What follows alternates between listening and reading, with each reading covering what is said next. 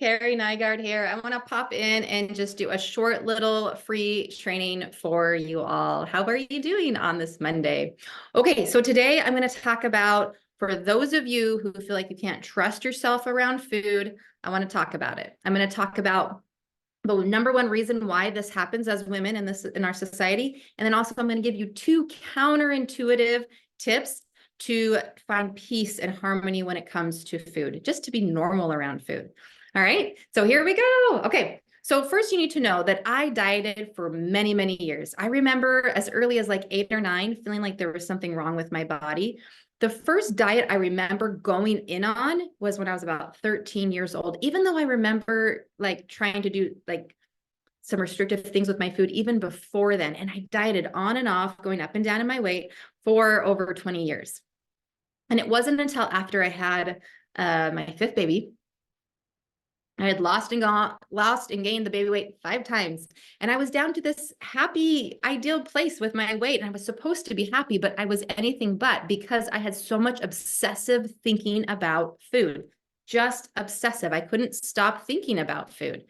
Hang on just one second. All right, my microphone should be a little bit better now. I couldn't stop thinking about food. I remember going to my husband's office and helping him with his practice one day. I was assisting him one day, and all morning long, even though I had eaten all morning long, all I could think about was the stupid protein bar in my purse. My brain just kept thinking about it. And I'd be home, and all day long, I'd be thinking about what I'm going to eat, what I'm not going to eat. And if I eat that, what I'm going to have to do to work it off. And I just had all this distrust around food. I felt like I had to really like keep myself in line, or I was just going to lose it all and just eat everything. Okay. So I just was not happy with food at all. This obsessive thinking about food, if you find yourself waking up in the morning, constantly thinking about food, worrying about food, feeling like you're out of control with food, then this is the training for you. So what happens in our brain, and I'm going to pull out, I have this little model of the brain. So this is a cross section of your brain. I like to use the triune brain theory, which is by Paul MacDonald. It's a very simplified conceptual theory that helps us understand, remember, on a conceptual level, how our brain works as far as behavior goes. Now, up here, over here is our prefrontal cortex. This is the front part of our brain. This is the part that is conscious, the part that I'm using as I teach you this training. It's the part that you're using as you're listening to me and taking in the concepts and things that I'm teaching. This is also the part of your brain that you use when you make judgment calls, when you make choices and decide if something's good or bad, if you're going to do something or not. But down here in the lower parts of our brain, I'm not used to working backwards here. In the mid part and then the lower parts of our brain down here, this is the parts that I call the lower brain. Out there in the world, you might hear the reptilian brain, you might hear the primal brain, you might hear the monkey brain. It's got lots of different names, but the idea is that the lower brain is survival obsessed. It's always wondering if it's safe. It's always wondering if it's accepted. So lower brain's always thinking, am I safe? Do I have what I need to survive? Whereas up here in your higher conscious thinking, cognitive self, right? This is where conscious thinking happens. And down below is where over 90% of our thoughts happen in the subconscious or lower parts automated thinking of our brain. So what happens is that when we diet, when we say, I got to lose weight, I got to pull back, I got to restrict, I got to pull up the reins, I got to buckle down, I got to gear up and get myself to get this weight off, what happens is it gets the attention of your lower brain that is survival obsessed. And now it thinks that we are in a time of famine, that we are in a time of scarcity when it comes to food. Your lower brain that is survival obsessed does not know what you know up here, is that there's lots of food. It's just that you want to release some weight, so you have to pull back a little bit. Well, maybe not a little bit, maybe restrict a lot, okay? Because usually that's how the dieting works. When you do that, and when you do that for periods of time, and I'm talking about weeks, months, and then even years, and when you do it over spans of years, off and on, like I did, what happens is that you may even reach the place where you'd like your body to be, but you will have a disordered relationship with food. And that feels chaotic and not enjoyable. And then now you're overeating, you're and then you're binging, and then you're under eating, then you're restricting, and back and forth you go. This is all brought on by dieting in the first place, because the whole concept of dieting and controlling the amount of food that goes into your body flips the survival response in your brain. So the number one thing that creates obsessive thinking in your brain is when the survival switch gets flipped, and dieting flips the survival response. And then you get stuck in this vicious cycle of restricting and binging. You know that long-term dieting hasn't helped. However, you don't know what to do instead. You know, when you restrict calories, you lose weight, but you know that you feel crazy in your head when you're around food, and you think the problem is you. The real problem is the solution that has been fed to you in our culture, which is diet is the answer. Try this diet, try that diet, da da da da da. Okay, that's the number one thing. So then you're thinking, okay, I get the concept, Carrie, but how do I not diet? How do I not flip the survival response in my brain and also release weight off my body? But do I just give up altogether? Well, I want to tell you there's methods, there's strategies, there's techniques that honor and allow you to work with your body, in harmony with your body, and not when you're dieting feeling like you're working against your body. There are ways to do this. I'm going to talk to you about 2 tips that are counterintuitive that you wouldn't normally think about in order to be able to find peace around food and begin to release weight off your body, because it's going to keep that survival switch from flipping. I want you to know this, that when you have not dieted, you're actually able to be at peace with food. But for all the years that many of you have dieted, the damage has been done. I can't tell you how many times women have come to me after only just doing 1 or 2 restrictive diets, and now they feel all crazy around food, and they haven't before in the past. So it doesn't take much. In fact, there's a study called the Minnesota Starvation Diet. This, I have the information in front of me. I want to make sure that I tell you the correct numbers. Fascinating study. You can look it up online. Back in 1944, so this is the tail end of World War II, they, at the University of Minnesota, they studied the best way to rehabilitate people back from starvation. And to do that, they took 36 people. These were 36 men. Okay, so we're studying the results of men. So the results would be a little bit different for women, but not much. It would just be the numbers, not so much the outcome. So what they did is that for essentially 3 months, they studied their eating, and they fed them enough. They gave them full access to food, and then they studied how much food that they chose to eat. And remember, these are men, and so on average is about 3,600 calories. Okay, and then for 6 months, they restricted them way back to about half or more than half of what they normally would eat.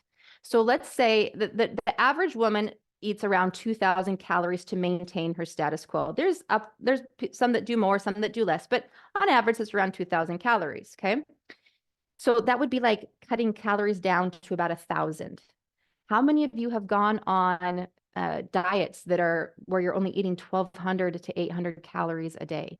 I can think of some really popular ones out there that are about 800 calories a day. Do you lose weight? Oh, you lose weight. But then at the end, you're left with that survival response, that survival switch flipped. You have a disordered relationship with food. You feel like you can't trust yourself with food, and you think you're the problem, when really it's the hard wiring of your brain to survive. And it's dieting that has tripped that hardwiring survival response. Okay. So after the 6 months of them cutting way back, they observed their behavior. And then for 3 months after that, they rehabilitated them back. And these were the changes that they found. So the cognitive differences that they found is that the participants in the study became preoccupied with food. They started to think about it, have conversations about it, read about it, dreams about it, even daydream about it. They said 2 of the people actually had career paths that they changed and became chefs after this study, because they became so preoccupied with food. Their eating behaviors changed. They became very possessive of their food, worried that anyone might eat their food.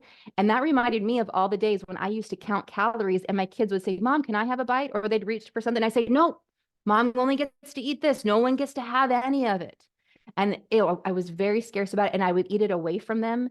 And what was interesting is that these participants tend to eat every last crumb, lick every last thing off the plate. They would oversalt their food.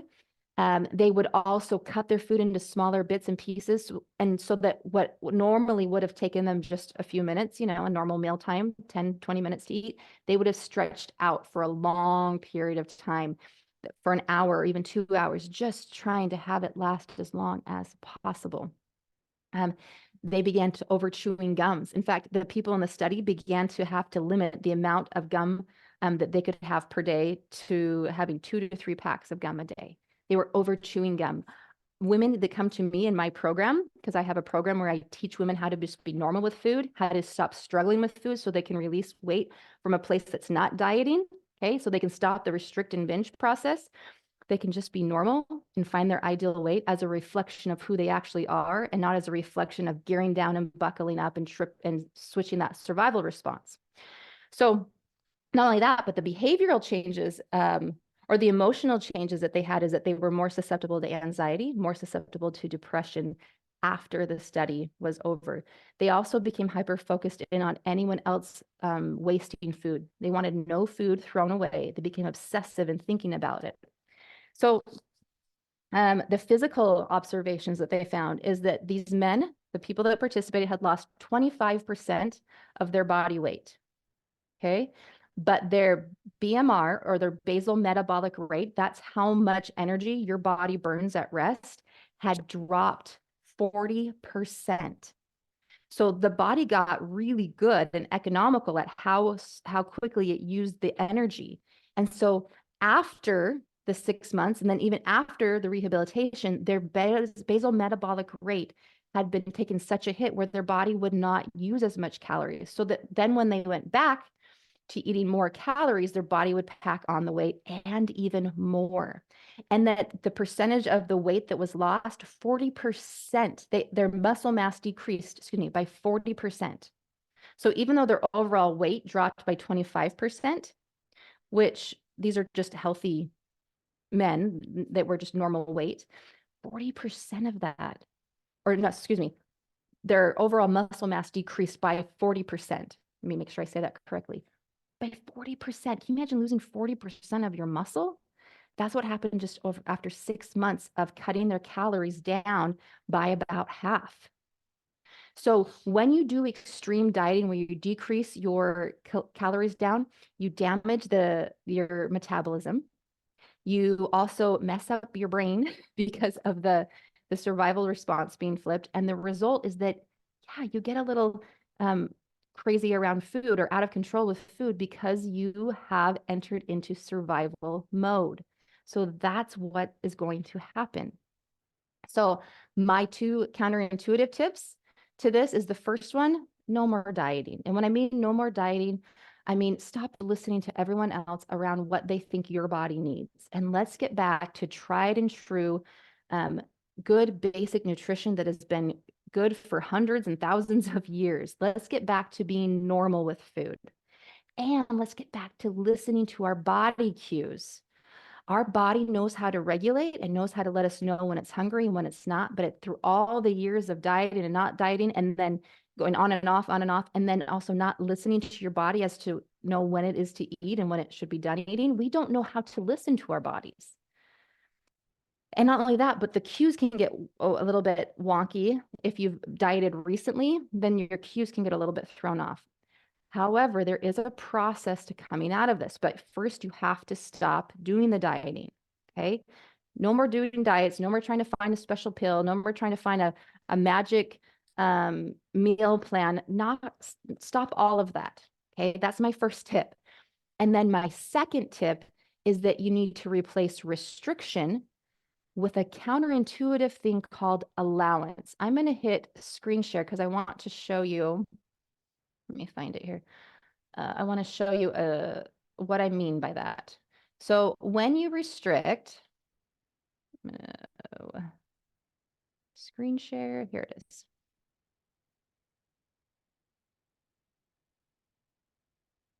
There's screen, there we go. Now it's doing it. Okay. So first you need to know what restriction is, because in our society, we've dieted so much over the years that it's so nuanced throughout our culture that sometimes we don't even recognize what restriction is. So restriction is thinking that you cannot trust yourself around food. Restriction is making food emotional. So what I mean by that is I just can't stop myself, right? I just love food so much. And you've thought this so often that you think that it's just fact, and it's just meaning that you've attached to food, probably as a result of dieting. You don't see little kids saying, oh, I just can't stop myself. That's something that they learned by watching adults. This all or nothing thinking. I'm either on track or off track. Okay. Restrictions also making food a moral decision, thinking that food is good or bad, and that I am like, have you ever heard yourself say, I had such a good day today, or I've been bad today because of the food you've eaten or the quantity you've eaten? You think you're bad or good morally because of what you've eaten or not eaten. Food is not a moral decision. Food is just food, and you are 100% worthy of love and acceptance, no matter how much food or what food you eat. Your value is fixed as an individual, and your value, you do not become good or bad based upon the food that you eat. You might physically feel good or bad depending on how that food digests in your body, but morally, you cannot become good or bad based upon the food you eat. So we have to stop thinking in restriction mode of that I'm good or bad based upon the food that I eat or don't eat. Restriction is willpowering yourself, trying to stay motivated, right? Buckling down, gearing up. Now, I'm not talking about having a clear vision of your why and where you want to go. That has a whole different holistic vibe to it, as opposed to, I just have to, like, for this amount of time, do this thing, and then finally I can eat all the things, right? I remember coaching, this is not uncommon, women who will say at the end, I used to diet, and that I used to, like, at the end of the diet, have all these things in the freezer, or have a whole list of things that I'm going to go eat once I'm done with the diet. We don't do that anymore. Food is always available. What we do is we replace it with allowance. And I know allowance can feel like a scary word if you've dieted for very long. It's not what you think. So stick with me. Allowance is what keeps that survival response from flipping. And I'm going to explain it to you. So stay with me here. Restriction is resisting the urge to eat, meaning I just can't, like, you're in a tug of war with it.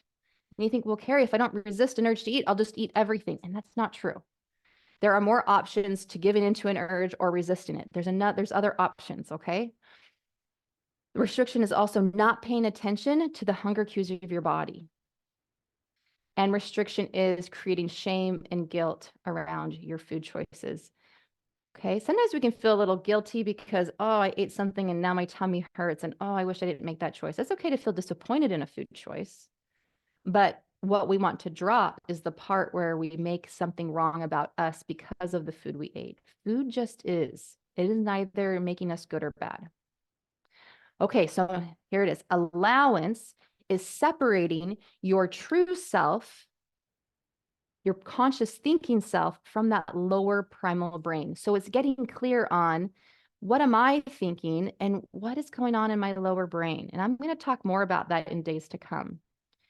Allowance is understanding that all food is just a choice and that it's neither good nor bad. Allowance is partnering, being fiercely loyal to your body. And here's the thing, when this is the part that we think that we definitely get wrong. The dieting mentality teaches us that we can't trust our body and that we have to work against her to get the weight off.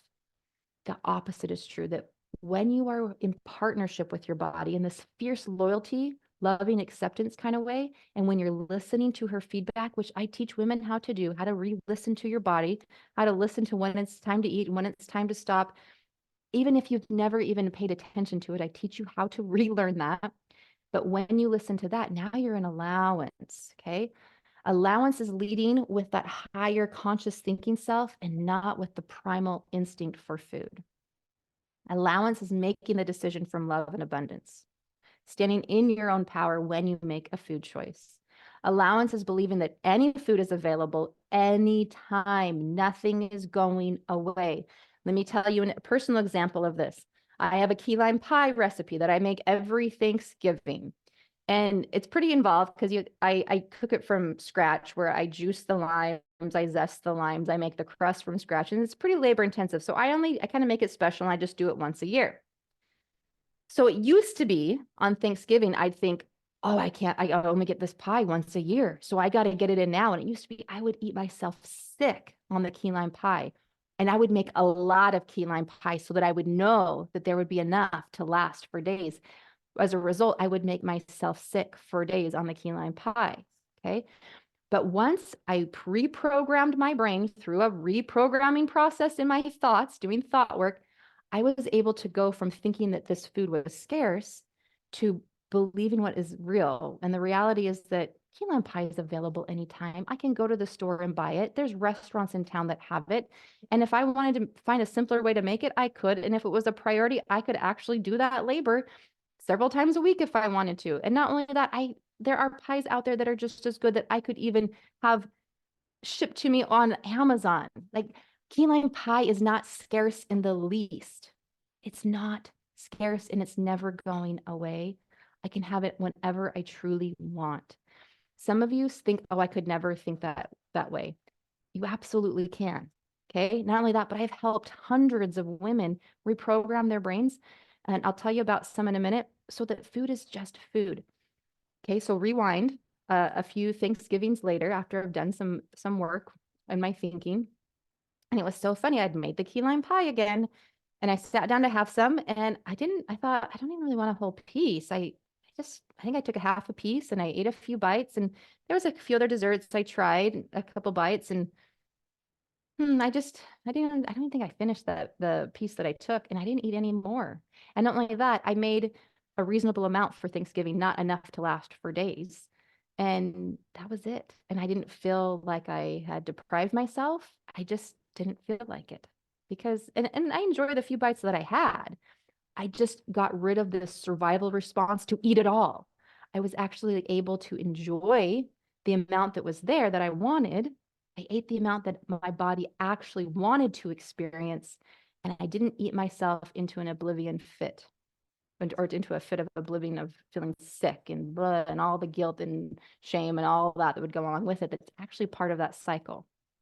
Allowance is also standing, being in your power, exercising your agency, exercising your God-given power of choice, acting and not being acted upon by that lower survival response brain that has its survival switch flipped so easily now because of all the years of dieting. There's some powerful tools to calm that down and to be in harmony with your body and to make decisions from a place of standing in your own power. But the first place that we have to begin is we have to stop dieting. We have to stop thinking that our body can't be enough, can't be lovable, can't be acceptable unless she looks like this. We have to accept that right now in this moment, your body is exactly where she needs to be. And it's okay to have a preference to change where she goes in the future, but we cannot create acceptance from rejection. If you reject what is in the moment, if you think that somehow your body's not correct, or you think that it's wrong, how are you going to develop acceptance and love and whatever it is that you're seeking success by releasing weight off your body? It does not work that way. You have to create it now. And as you create it now, it naturally leads to where you want to go in the future. But the difference is that you stay there. You stay there. I can't tell you women who I'll be in contact with who a year after I work with them say, I'm still here. I've released the weight I wanted to release, and I'm just able to stay there. And it's just normal. And I didn't think it could ever be this easy. All right, let me stop the screen share. Okay, so let's just review this one more time. The number one thing that causes you to feel out of control with food is the diet mentality that trips the survival response. And if you've dieted over a period of years, it constantly is getting tripped just because it's been flipped so many times through dieting. Okay, you feel disordered and out of control with food. The two things that I recommend you doing to begin with, the counterintuitive things to find peace, is the first one, stop the dieting. And the second one is to replace allowance with restriction. All food is available. The question is, what does my body actually want when I listen to her? And as you do that, that lower brain, the urges to eat the food, settles down, and you actually find peace of mind. When Stacy found me, she thought very heavily. Okay, Stacy's a gal who I worked with. It was probably about a year ago. She thought of food as either good or bad. So she'd go, if she ate a little bit of food, she'd think, well, I'm bad. I might go all in on it now, right? But now she says food is just food, nothing else. She's able to eat it and enjoy her food, but there's not all of this exaggerated emotions around the food. Just like what happened with the people in the Minnesota starvation experiment, where they just emphasized food so much. Reality is when you know food's never going away, and when you pull the morality that we've attached to the food of being good or bad, guess what you discover is that you can actually trust yourself when the survival response is calmed, and you can trust your body when you listen to her. Um, there's another gal that I worked with, actually currently in the program, and when she first came, she's like, I eat Reese's peanut butter cups all the time, and I can't stop, and I don't think you'll ever get me to stop. And I said, okay. And after she worked with me for a week or two, I said, hey, do you want to look at the peanut butter cup thing? And we did. And it was literally after doing a couple exercises with me, she goes, I discovered I don't like them the way that I thought that I like them. Because what happened is after we had calmed her survival response, and after we had to do that first by stopping the dieting, okay? And then when she started acting with allowance, where we look at the peanut butter cup, oh, this is totally allowed and I'm not bad for eating it. The question is, do I really want it? And then when we got curious and experienced the peanut butter cup from a place of being up here in our conscious thinking, right? True decision-making selves, and not from this primal survival response state, what she found was she just didn't really like them the way that she thought she did. And this rewiring is available for anyone. I want you to know that. So in a couple weeks, I'm opening up the doors for my Freedom with Body and Food program. If you're interested in getting more information on this program, when I open the doors for just a small period of time, am I going to open it for? Then I want you to go ahead and go to, oh, let me hit screen share again. You're able to get on the wait list. If you go to carrienygaard.com/FBF waitlist, then you will be notified when I've opened the doors for that program. And also in that program, it lasts for 12 weeks. I take you through the FBF method, the Freedom with Body and Food method. And this allows you to learn the process that I've mentioned a little bit just throughout the short training of learning how to quiet the survival response, right? Through brain science. And then also learn how to be in partnership with your body in a way where you trust your body, you trust yourself, and to experience food in a new way, because the survival response, that all the emotional charge around food has been deconditioned from your brain. So go ahead and click, well, I'm going to put it in the description of this training, and you can click on that, or you can just type in your browser, carrienygaard.com/FBF waitlist, and you can get on that waitlist. Thank you so much. Bye-bye.